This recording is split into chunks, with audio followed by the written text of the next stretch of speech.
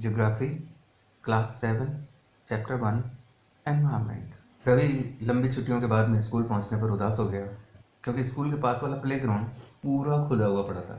अब वहाँ एक बिल्डिंग बनाने का प्रोसेस चल रहा था। वो काफ़ी चीज़ों को मिस करने लगा।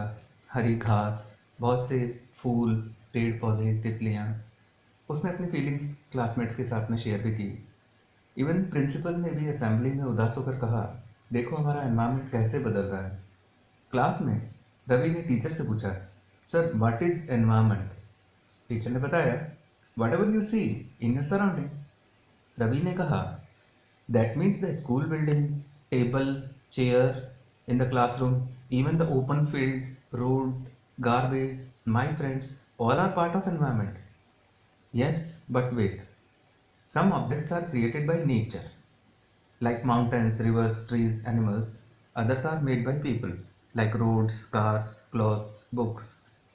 Why our environment is changing? It's all because of our needs. They are increasing day by day.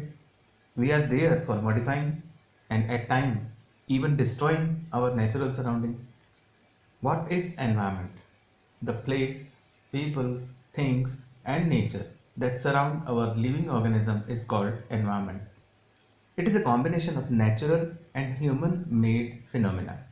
Natural environment refers to both biotic and abiotic conditions existing on the earth. Human environment reveals the activities, creations, and interaction among human beings. Natural environment refers to both biotic, abiotic conditions existing on the earth. It is made up of four spheres: lithosphere, hydrosphere, atmosphere, and biosphere. You can see in the picture given on this slide. Now, four spheres of natural environment. First is what? Lithosphere. The solid crust or hard top layer of earth, made up of rocks and minerals, and is covered with a thin layer of soil. Its shape is irregular with various landforms such as mountains, plateaus, plains, valleys. धरती का जो ऊपर का part है ना, ऊपर की जो परत है जो कि चट्टानों से और खनिजों से बनी हुई है और मिट्टी की परत से ढकी हुई भी है, इसको लिथोस्फीयर कहते हैं।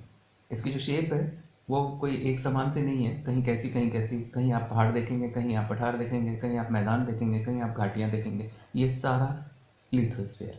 Lithosphere provides forests, grasslands, agriculture land, and land for human settlement.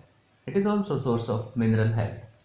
Lithosphere हमें फॉरेस्ट प्रोवाइड करता है, ग्रास लैंड प्रोवाइड करता है, एग्रीकल्चर लैंड भी इसी में ही दिखने में आती है। लोग जहाँ रहते हैं उसके लिए जो ज़मीन होती है वो भी इसमें होती है।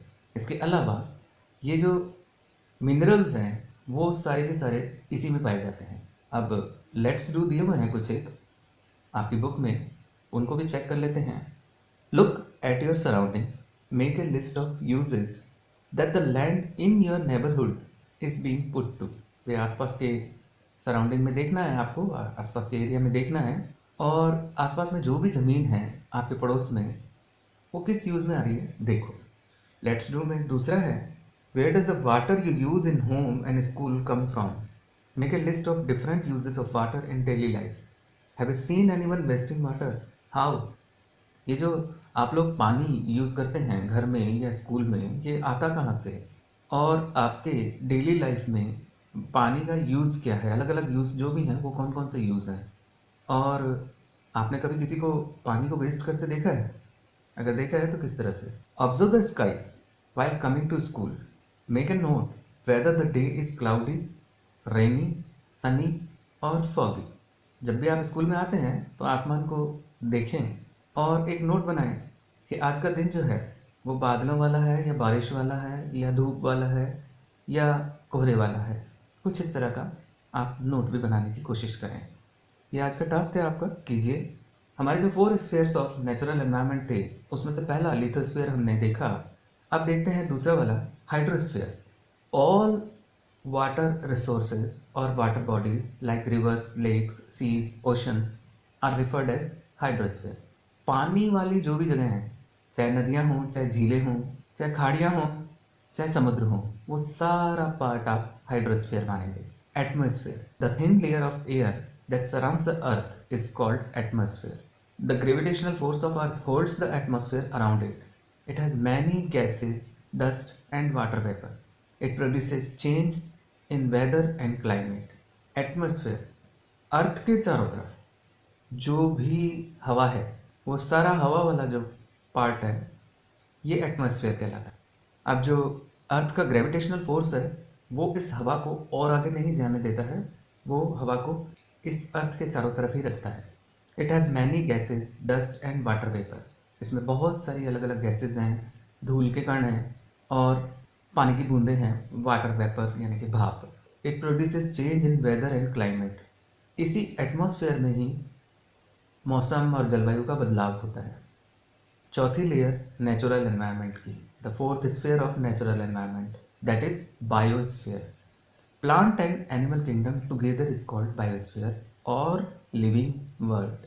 बायोस्फीयर क्या है? Living world. जो भी पेड़ पौधे, जानवर, ह्यूमन बीइंग भी इसमें आ जाएंगे, तो वो सारे मिलाकर जो है इसको आप बायोस्फीयर कहते हैं। क्या आपको पता है कि ये वर्ल्ड एनवायरनमेंट डे कब सेलिब्रेट किया जाता है? That's right, do you know में लिखा हुआ है एवरी ईयर 5 जून को। ठीक है, अब बात करते हैं इकोसिस्टम के बारे में। All plants, animals and human beings depends on their immediate surrounding and also interdependent on each other. This relation of living organism with their surroundings forms an ecosystem. There could be an ecosystem of large rainforest, grassland, desert, mountains, lake, river, ocean and even a small pond. Glossary में भी दिया हुआ है ecosystem. It is a system formed by the interaction of all living organisms with each other and with the physical and chemical factors of the environment in which they live, all linked by transfer of energy and mineral. इसमें जो बात समझ में आती है कि सारे जो भी पेड़ पौधे, जानवर या मानव, ये सभी अपने आसपास के वातावरण के साथ में एक दूसरे पर निर्भर रहते हैं और यही जो भी जीवित हैं उन जीवों का और जिस वातावरण में वो रहते हैं उनका आपस का जो संबंध है वो इकोसिस्टम कहलाता है। यहाँ एक बहुत बड़ा रेन फॉरेस्ट भी हो सकता है, बहुत बड़ा घास का मैदान भी हो सकता है, रेगिस्तान भी हो सकता है, पहाड़ भी हो सकते हैं, झील भी हो सकती है, नदी भी हो सकती है, समुद्र भी हो सकता है, चाहे एक छोटा सा तालाब है वो भी हो सकता है। तो अभी तो हम बात कर रहे थे नेचुरल एनवायरनमेंट की, अब हम बात करेंगे human environment.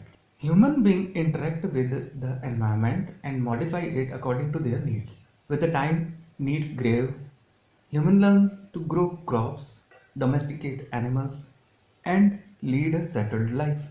Wheel invented, surplus food was produced, barter system introduced, trade started, commerce developed, large-scale production started by industrial revolution, transportation and communication is speed up.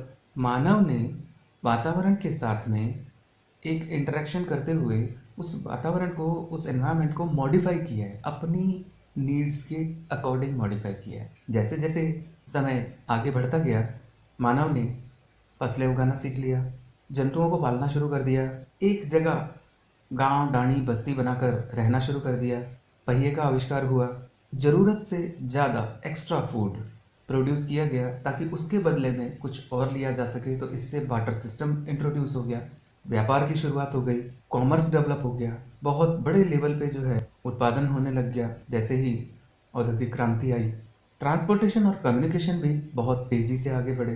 अब इसमें एक वर्ड आया है बार्टर सिस्टम, वो ग्लोसरी में दिया हुआ है, चेक कर लेते हैं ये क्या है। It is a trade in which goods are exchanged without use of money. इसका मतलब कोई वस्तु आप दे रहे हैं और बदले में कोई वस्तु ही आप ले रहे हैं, इसको आप कहेंगे बार्टर सिस्टम। इसमें मनी का लेन देन तो है ही नहीं भाई, अनाज के बदले अगर आप कपड़ा ले रहे हैं तो ये कहलाएगा barter system. We love to eat juicy watermelon in summer while roasted peanuts in winter. A perfect balance is necessary between the natural and human environment.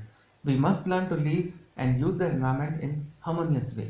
Last में कंक्लूजन वाली बात जो आती है वो ये आती है कि जिस तरह से हम गर्मियों में तरबूज खाना पसंद करते हैं लेकिन सर्दियों में सिकी हुई मूंगफली खाना पसंद करते हैं, एक परफेक्ट बैलेंस होना ज़रूरी है नेचुरल और ह्यूमन एनवायरनमेंट के बीच में। हमें ये सीखना होगा कि हम किस तरह से एनवायरनमेंट के साथ बहुत ही अच्छे ढंग से, अच्छे तरीके से रह सकते हैं और एनवायरनमेंट को यूज़ कर सकते हैं। ऐसा नहीं हो कि हम एनवायरनमेंट को इतना ज़्यादा यूज़ करने लग जाएं कि वो हमारे लिए नुकसान करने लग जाए।